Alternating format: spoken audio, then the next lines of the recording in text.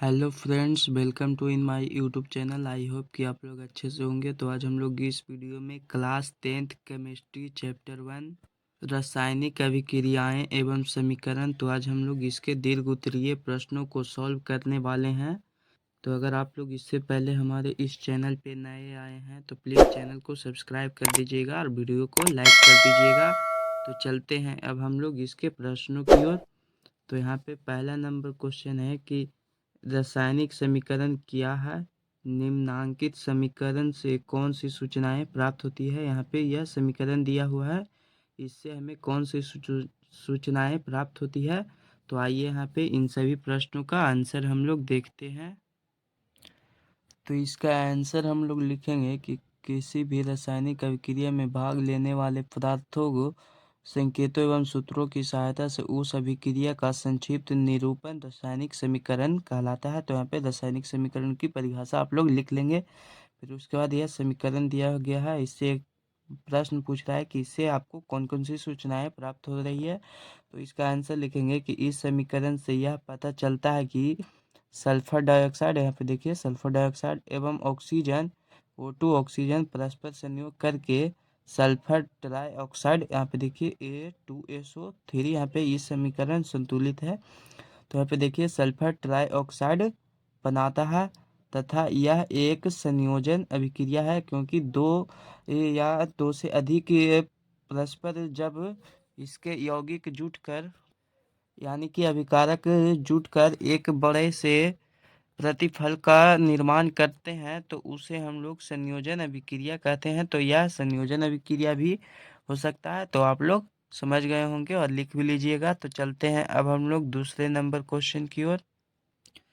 दूसरा number question है कि निम्नलिखित रासायनिक समीकरणों को संतुलित करें। यहाँ पे ये दो क्वेश्चन दिया गया है, इसको हम लोगों को संतुलित करना है। तो यहाँ पे पहला समीकरण है Ca group OH2 plus HNO3 arrow Ca group NO3 group 2 plus H2O। और दूसरा समीकरण है Al plus CuCl2 arrow AlCl3 plus Cu। तो आइए यहाँ पे इन सभी प्रश्नों को हम लोग संतुलित करते हैं। तो इसका आंसर लिखेंगे, यानी कि इस समीकरण को संतुलित करेंगे। तो यहाँ पे देखिए Ca group OH2 plus 2HNO3, तो यहाँ पे 2 लगा दें आप लोग। फिर यहाँ पे इस तरफ एरो दे देंगे और उसके बाद देखिए यहाँ पे समीकरण संतुलित हो चुका है। तो यहाँ पे देखिए Ca एक है, देखिए इस तरफ भी Ca एक है। और यहाँ पे देखिए NO3 ग्रुप 2, तो यहाँ पे देखिए NO3 ग्रुप 2, यहाँ पे इसको मल्टीप्लाई करेंगे तो यह हो जाएगा। फिर यहाँ पे देखिए 2H2O, तो यहाँ पे देखिए 2H है और 2O यहाँ पे ये मिल गया। तो यहाँ पे आप लोग लिख लेंगे, क्योंकि यह समीकरण संतुलित हो गया तो आप लोग इसको बैलेंस लिख सकते हैं। और दूसरा समीकरण है यहाँ पे देखिए Al plus CuCl2 arrow AlCl3 plus Cu। तो यहाँ पे इसको जैसे वैसे ही लिखेंगे। Al प्लस यहाँ पे इसके आगे 3 लगाएंगे तो 3CuCl2 arrow 3AlCl3 plus Cu आप लोग लिख लेंगे। यहाँ पे भी इसके आगे 3 लगाकर फिर उसके बाद देखिए इसके आगे 2 लगाएंगे तो हो जाएगा 2Al प्लस 3CuCl2। तो यहाँ पे देखिए इधर भी 2Al हो गया और इधर 2Al, दोनों तरफ एल्युमिनियम यानी कि संतुलित हो गया। और फिर है पे Cu यानी कि कॉपर और क्लोरीन। तो यहाँ पे देखिए Cl क्लोरीन 3 गो है, तो यहाँ पे देखिए Cl 3 गो है और कॉपर क्लोरीन जो कि 3 2 6 गो है। तो यहाँ पे देखिए 3Cu हो गया। तो आप लोग लिख लेंगे और भी अच्छे से। तो चलते हैं अब हम लोग तीसरे नंबर क्वेश्चन की ओर। तीसरा नंबर क्वेश्चन है कि विस्थापन एवं उभय विस्थापन अभिक्रियाओं में अंतर बताएं। तो आइए यहाँ पे इसका आंसर हम लोग देखते हैं। तो यहाँ पे इसका आंसर हम लोग लिखेंगे पहले एकल विस्थापन का कि अभिक्रिया का, यानी कि विस्थापन अभिक्रिया जिसी को एकल विस्थापन अभिक्रिया बोला जाता है। तो लिखेंगे कि किसी कम क्रियाशील धातु का अधिक क्रियाशील धातु द्वारा विस्थापित कर दिया जाता है, यानी कि इस अभिक्रिया का यह भी है मतलब इसकी विशेषता है कि यदि कोई कम व्यक्ति आएगा तो वह या उससे अधिक व्यक्ति को विस्थापित कर देगा। तो यहाँ पे देखिए एफी, आप लोग इसका समीकरण लिख लेंगे, F E plus C U SO four arrow F E SO four plus C U. चूंकि देख सकते हैं यहाँ पे एफी जो कि अकेला था तो यहाँ पे सी यू को हटा दिया जो कि यह कम अभिक्रियाशील था, और एफी खुद अपने आप को जगह पर आ गया। यहाँ पे सी यू को हटाकर आप लोग देख सकते हैं। तो यह एकल विस्थापन अभिक्रिया का हो गया। फिर उसके बाद हम लोग दूसरा उभय विस्थापन अभिक्रिया का लिखेंगे कि इसमें दो यौगिक अपने आयनों का आदान प्रदान करके दो नए यौगिक बनाते हैं, यानी कि ये वह विस्थापन अभिक्रिया होता है जिसमें कि इसके यौगिक होते हैं वह आयनों का आदान प्रदान करते हैं। तो इसके लिए भी आप लोग एक समीकरण लिखेंगे। देखिए यहाँ पे BaCl2 plus Na2SO4 arrow BaSO4। यहाँ पे देखिए ये इसने यहाँ पे चेंज हो गया, Ba और SO4 जो कि इधर चला गया और Cl2 इधर आ गया। देखिए 2NaCl हो गया। और दूसरा समीकरण इसके देखिए AFeS plus H2SO4 arrow FeSO4। तो देखिए यहाँ पे FeSO4 हो गया और H2S जो कि S इधर चला गया। तो आप लोग लिख लेंगे। और यहाँ पे यह गैस की उत्पत्ति हो रही है, इसीलिए यहाँ पे तीर का चिन्ह ऊपर की ओर दिया गया है। और यहाँ पे यह पृथक हो रहा है अलग, यानी कि यह किसी पदार्थ के नीचे बैठ जाएगा, इसलिए यह यहाँ पे तीर चिन्ह नीचे की ओर दिया गया है। आप लोगों को पहले भी हम इसके अति लघुत्तरीय प्रश्नों में बता चुके हैं। तो आप लोग लिख लेंगे। अब चलते हैं हम लोग इसके 4 नंबर क्वेश्चन की ओर।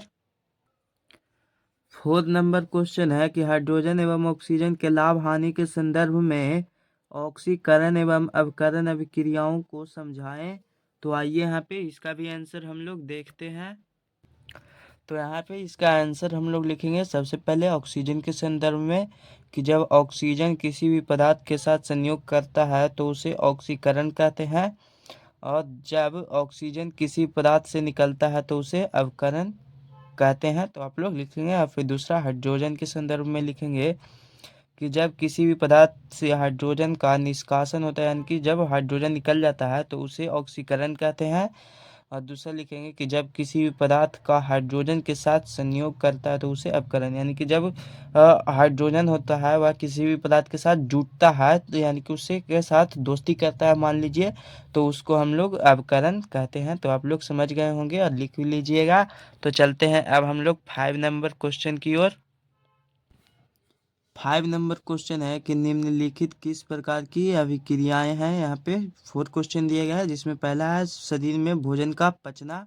दूसरा यहाँ पे समीकरण दिया गया है Fe+Cu SO4 arrow Cu+Fe SO4।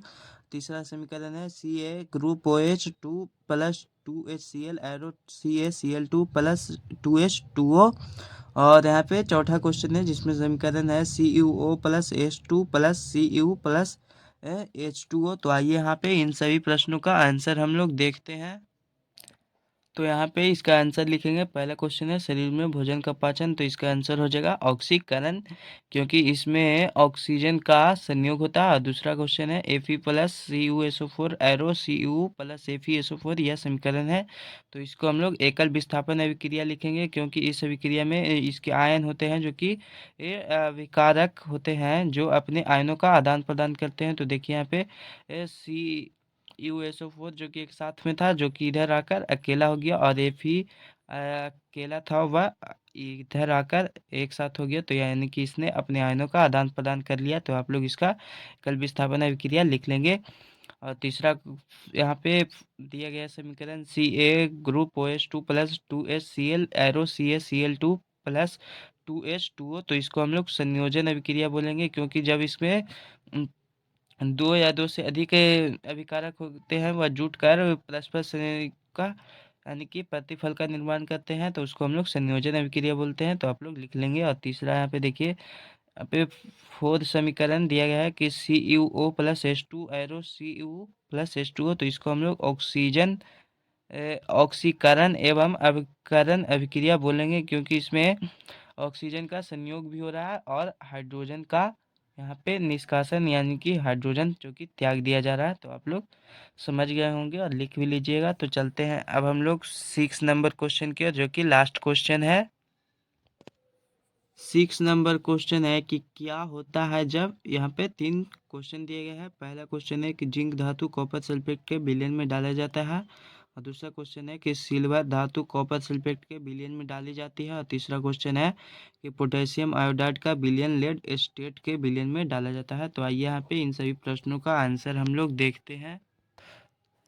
तो इसका आंसर यहाँ पे देखिए, पहला क्वेश्चन है कि जिंक धातु कॉपर सल्फेट के विलयन में डाला जाता है तो क्या होता है। तो यहाँ पे देखिए कि जिंक सल्फेट यहाँ जिंक है जो कि CuSO4, यहाँ पे कॉपर सल्फेट है, तो इसके विलयन में डालने पर क्या होता है। तो यहाँ पे इसका समीकरण लिखेंगे। पहले Zn प्लस CuSO4 एरो देखिए यहाँ पे ZnSO4 प्लस Cu, जो कि यहाँ पे इसको Zn अधिक अभिक्रियाशील है और Cu कम अभिक्रियाशील है, तो इसलिए इसको विस्थापित कर दिया। तो लिखेंगे कि जब जिंक को कॉपर सल्फेट के विलयन में डाला जाता है तो कॉपर को जिंक विस्थापित कर देता है। यहाँ पे कॉपर सल्फेट था जिसको कि जिंक भगा दिया। यहाँ पे देखिए कॉपर बेचारा अलग भाग गया। तो आप लोग समझ गए होंगे और लिख भी लीजिएगा। अब चलते हैं हम लोग दूसरे नंबर क्वेश्चन की ओर। दूसरा नंबर क्वेश्चन है कि सिल्वर धातु कॉपर सल्फेट के विलयन में डाला जाता है। तो यहाँ पे देखिए सिल्वर है Ag, यहाँ पे कॉपर सल्फेट CuSO4 एरो, यहाँ पे देखिए क्या हो रहा है। तो CuSO4 प्लस Ag, तो यहाँ पे यह जो कि Ag है यानी कि यह कमजोर है और Cu ये Ag से मजबूत है यानी कि यह अधिक क्रियाशील है, तो इसलिए इसने Ag को भगा दिया। तो इसके बारे में लिखेंगे, जब सिल्वर को कॉपर सल्फेट के विलयन में डाला जाता है तो कॉपर सिल्वर को विस्थापित कर देता है, यानी कि कॉपर होता है जो कि सिल्वर को भगा देता है, वह उससे अधिक अभिक्रियाशील होता है। तो आप लोग समझ गए होंगे और लिख भी लीजिएगा। अब चलते हैं हम लोग तीसरे नंबर क्वेश्चन की ओर। तीसरा नंबर क्वेश्चन है कि पोटेशियम आयोडाइड का विलयन लेड एस्टेट के विलयन में डाला जाता है। तो यहाँ पे देखिए 2Ki यहाँ पे पोटेशियम है प्लस Pb ए ग्रुप C4H3COO, यहाँ पे इसको ब्रैकेट से बंद कर देंगे। तो यहाँ पे देखिए एरो किस चीज़ का निर्माण हो रहा है, PbI2 प्लस C4H3COO के, तो यहाँ पे देखिए हो रहा है।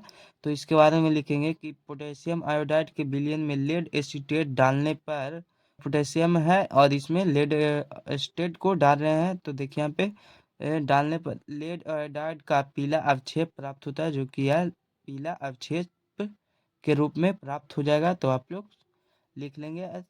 तो जिन लोगों को भी यह वीडियो अच्छा लगा होगा वो लोग प्लीज़ हमारे इस यूट्यूब चैनल को सब्सक्राइब कर देंगे और वीडियो को लाइक कर देंगे। आप सबका अपना YouTube channel online study classes. धन्यवाद।